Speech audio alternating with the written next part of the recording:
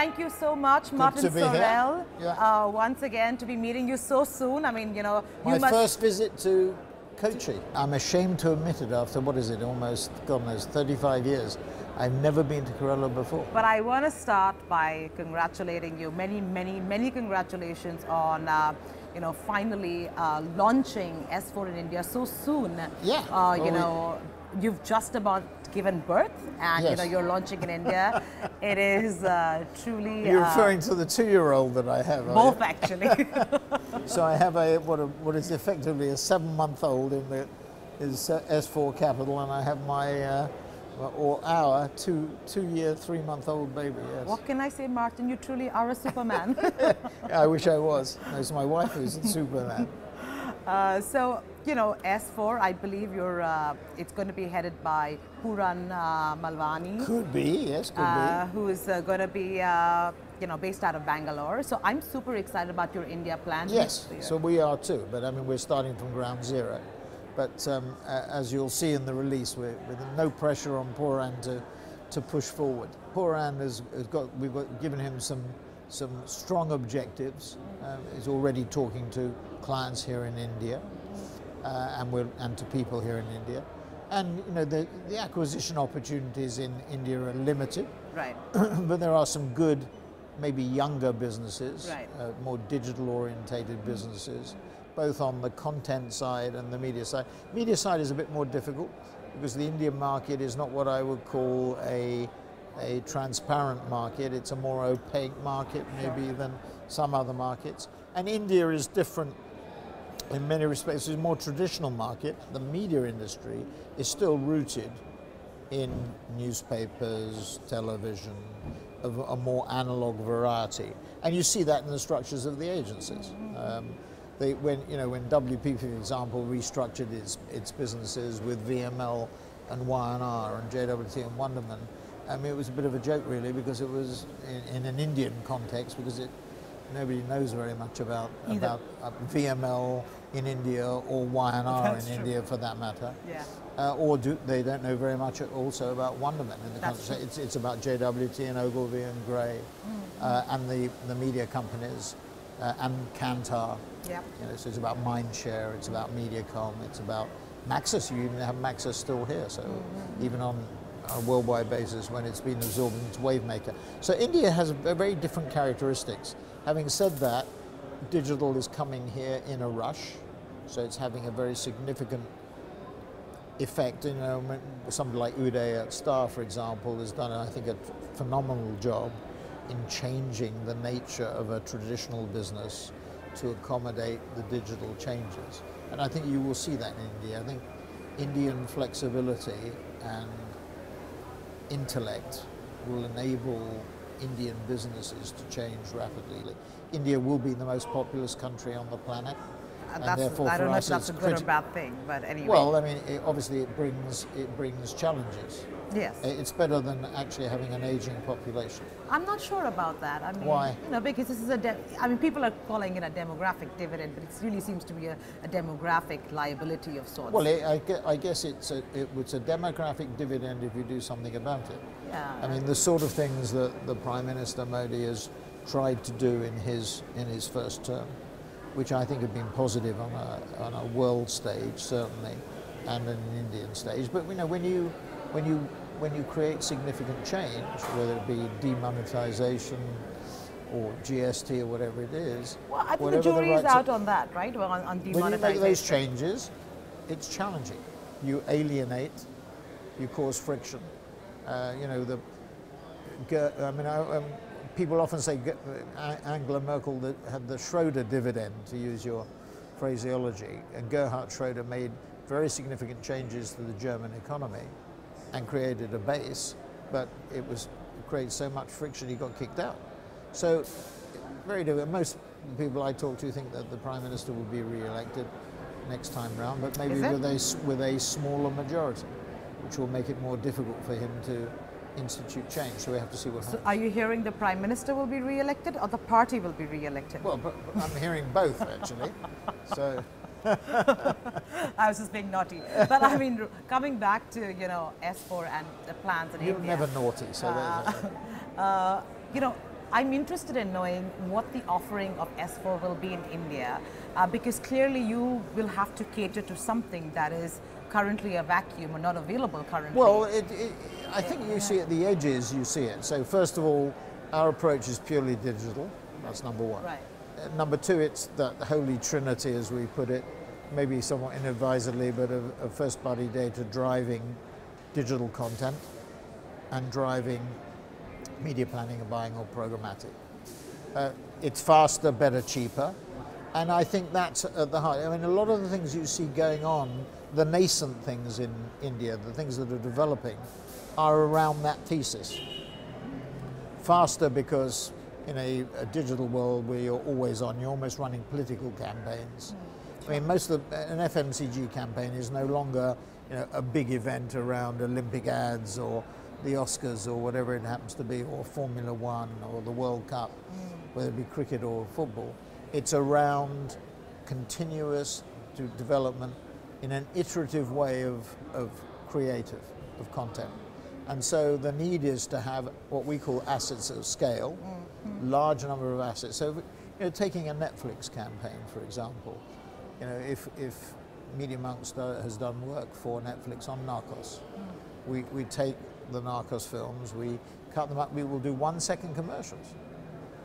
3 seconds, 5 seconds, what it happens to be, 15, 30s, 60s, maybe even short form films of 10-minute duration or whatever.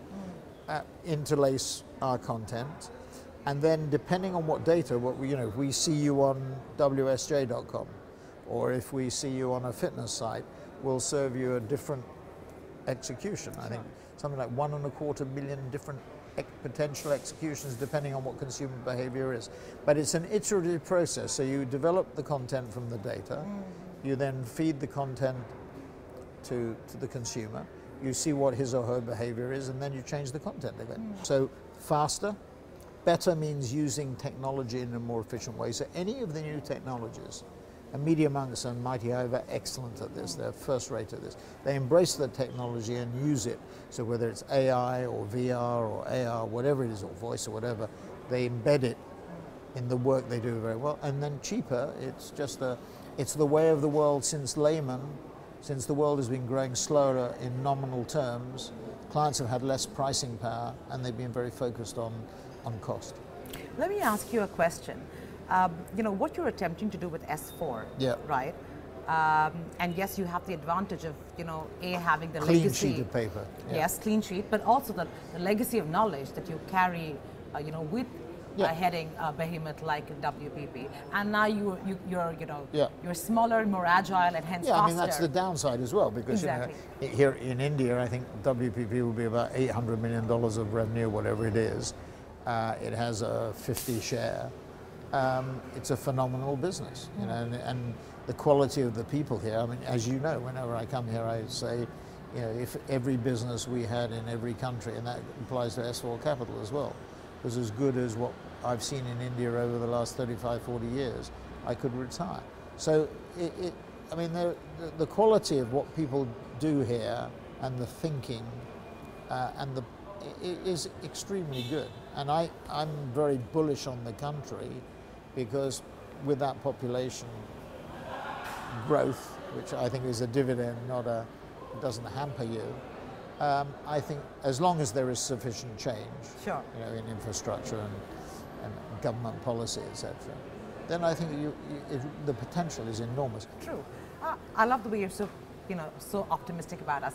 But you know, coming back to what I was actually going to ask you is that, you know, so you have these advantages, and you're starting up, and you're building a model which, in your opinion, is the most robust model for today's complex environment. Yes, I mean, just to be clear, we looked at where the growth was, or I looked at it when I left WPP, I looked at the 20 billion portfolio, and there are 3 areas: data, digital content, and then media planning, buying, programmatic. That's where the growth is.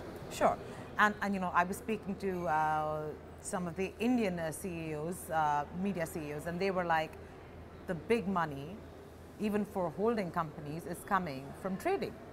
And so, your model seems to be, and your second acquisition was a programmatic company. Yes, so you're pretty and a spot on. totally transparent one. Yeah, of course. I mean, of course. Yeah, and now there are markets, and I said India is a more opaque market.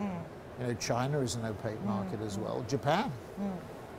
Amazingly, I mean, Dentsu does well, Hakuhodo do well in Japan because it's opaque. Sure. I mean, I don't think to this day clients know what they pay for 30-second spots on Japanese television. Wow. When, let's say, either an Omnicom or an IPG or a Publicis or even for that matter a WPP, which is currently your biggest enemy, would look at you and look at your model, how long do you think it would take them to look at your model, skin it down to understand how it's working, replicate it, and because they're bigger and better, try and kill you? Well, I mean, I don't know whether about enemy is the right in the relation to WPP. I don't think there's certainly. You can't compare the two businesses because S4 Capital is, I've described it as a peanut. Maybe it's a coconut or a coca de mer now, two-chambered coconut. But no, I mean, we're very different businesses. Now, there are elements of WPP or Omnicom or IPG or Havas or Dentsu that compete, or Publicis that compete. But I think you could take the holding companies and sort of put them into two categories. There are the consolidators, so that would be Publicis and WPP, who are trying to simplify things. Now there's a danger there because it's sort of like spreadsheet management from afar. You sit behind a desk in London or Paris, and you say, well, I'm going to draw a diagram that's simpler without visiting the places that you should visit. And you try and see, it's also the Seagulls School of Management. I won't describe what that is, but I think your viewers will know what I'm talking about. Where, again, from afar, you make judgments, or you might sort of dip in and dip out. Okay. But they're not profound judgments about structure, so you consolidate. And then you have IPG and Omnicom, who basically, and John Wren was quite, I think, articulate about this in his last earnings call a couple of days ago, about investing in the brands. Now, the consolidators, because they are causing significant structural change and discomfort, well, the consolidators have initial periods where they suffer, because in the you put one and one together, it doesn't make two, it makes 1.5, or maybe you stay at one, and it causes significant disruption. So it may be that the consolidators, you certainly look at the Publicis record, which over the last 3 or 4 years has been, from an industry point of view, probably at the bottom. And you look at that and you say, well, maybe the consolidation takes such a long period of time. You look at IPG at the year end of 2000 when they were having a real trouble. It took them like 8 years to recover. So these things, when you consolidate and simplify, might inherently be longer term than if you're continuing to build the brands. And actually India, WPP in India, is like the IPG and Omnicom in India. What we did and what Srini has done now as country manager, or Ranjan Kapoor, when he was country manager, what he sought to do was to strengthen the individual brands, not necessarily simplify and consolidate. Sure. Simplification might be tidy, but whether it's effective or not is another question. And I think you suffer in the short term. Now, maybe longer term, you end up stronger, but there's a period of disruption which is quite significant, and you're seeing it in the results of Publicis and WPP.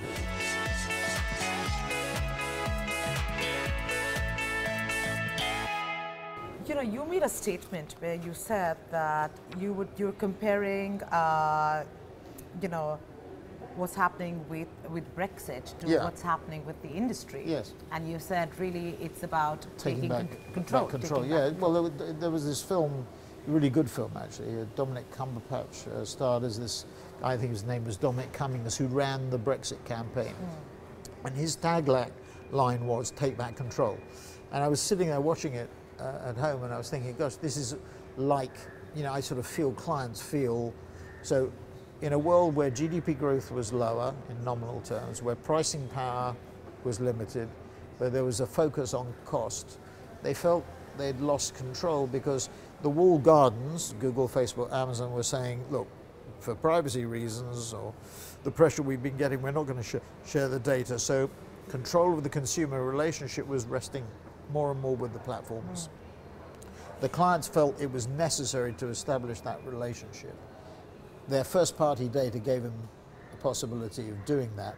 So what they wanted to do is to build, and they've been stripped of their internal marketing expertise because of the pressure.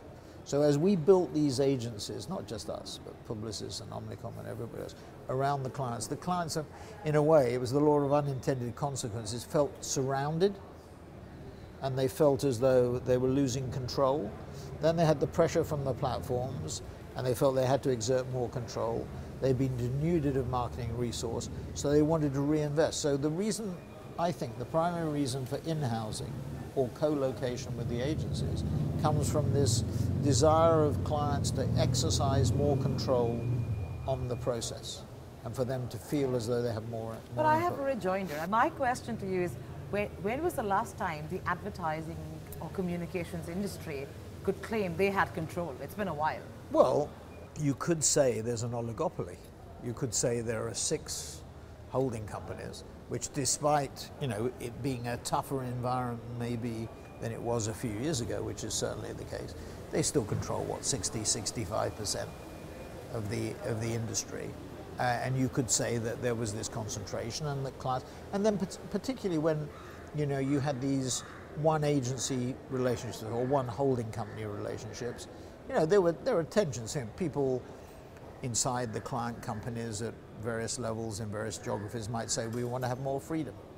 One of the interesting things you saw was above the line, in traditional media, clients would consolidate their relationships. They might have 1 or 2 or 3 holding groups that they used, and those instructions were given to their people to use them.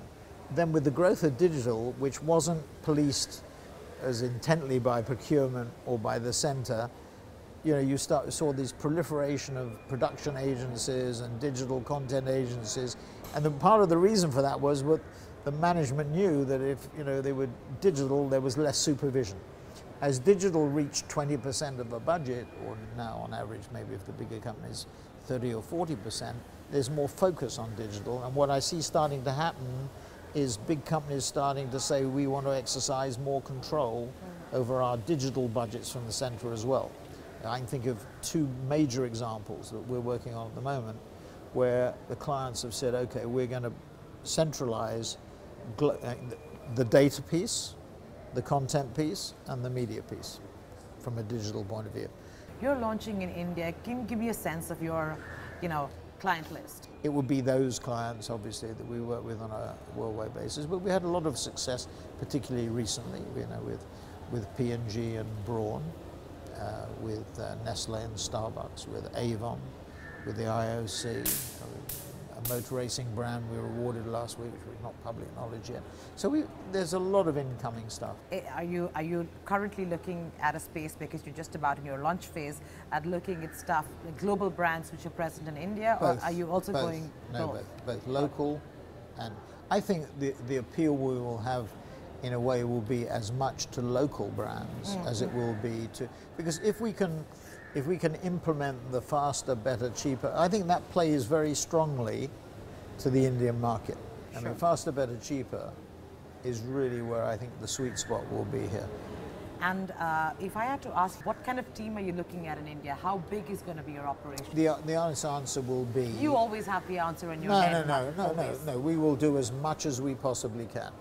2 CEOs in the last week, 2 weeks, have both said to me, we're not doing any big tentpole campaigns, big budget campaigns. Yeah. What we're interested in is the formulation and development of content on a 24/7 basis. So having studio operations in-house or co-located with the agency, a speed of response. If I had a dollar for every time a client, when I've said what's the biggest problem, and they've said speed. I was at the JP Morgan conference in Miami last week, and they had their global offsite. Jamie Dimon, I think, had a global offsite, and I asked one of the executives what was the theme of the offsite, and he said speed, speed, speed. That's easy to say from a top of organization. Yeah. I would say that's, when I was at WPP, that was the thing that used to to drive everybody nuts was Sure. the lack of urgency. But despite your very, very ruthless style of management, I'm not I ruthless. know a lot of people within WPP who are dying to, work with you. Yeah, I'm dying to work with them too. Yeah, exactly. So I know it's mutual. So will we see a lot of oscillation happening now from, Well, we're done it. Time will tell. The Don't guy be so the guy that non-committal. we've hired to start our operation here on content side, came out of WPP. He's been out of WPP for 18 months or so, doing consulting work. But look, if the odds are that if WPP is 50% of the Indian industry, there's a 1 in 2 chance Sure. that if Sure. What would you see as the biggest challenge in the Indian advertising market today? well, the biggest challenge is the transformational challenge. I Fair mean, enough. the digital versus analog. That's the biggest challenge. The biggest challenge for us is demonstrating, and that's where you have to do it through organic growth. The market is expecting us to go from $150 million of revenue last year to 225 this year, from 30 million of EBITDA to 45. Our market cap is $600 million. So the market has expectations about what we can do, and we have expectations about the proof of concept. What I can tell you is already, if I look at the progress since late last year, when we acquired, merged with Media Monks and with Mighty Hive, we've seen significant traction. What we have to do, we don't have any whoppers. Of our 150 million last year, no client was over $10 million. This year we will probably have two $20 million clients. What I want to have is a small number of very significant relationships. And I was used to at WPP relationships being $100 million relationships. Wow. Six figure, not 5 figures. Yeah. This is your third innings in terms of your Yeah. career innings. What are you doing differently? Well, in a funny way, if I look back on what we tried to do at Saatchi's, which was about globalization, what we tried to do at WPP, which was about continued globalization, but the technological change. And now what we've decided to do is to focus, in a way, it's gone sort of not full circle, but it's gone through a metamorphosis, quite logical actually. Global and technology. So the third iteration, it's global, but maybe a little bit less global. If you said to me geographically, we've opened up in Japan, we're opening up in India shortly, Germany is the next market, but I'd probably like France, Spain and Italy, and then I think we'd be up to about 21 countries. We're up to 17, I think it is now. So we'd be at about 21 countries, and I think that's about enough. Whether there's a question, you have to go to 113.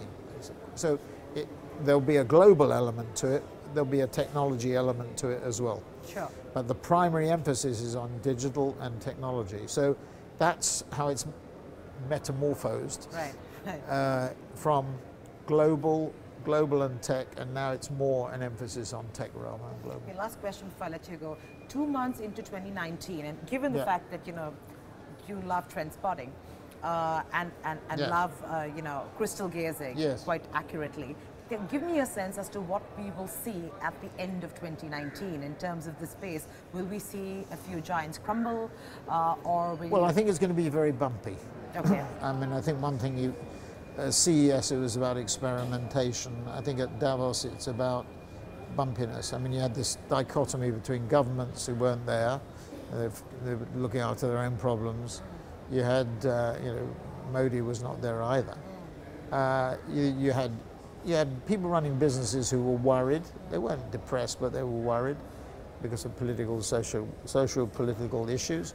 And then finally you had financiers, private equity, who were actually more ebullient than I thought they were. Not ebullient, they were more positive. So you had this, but in it, I think it's going to be very bumpy. More turbulence than before, more political turbulence. Look at Brexit, for example, which is a complete unmitigated disaster. The persistent uncertainty surrounding Brexit, which has now gone on for over 2 years, And here we are, a month out basically, and we still don't know where we are. And I don't see what the solution is.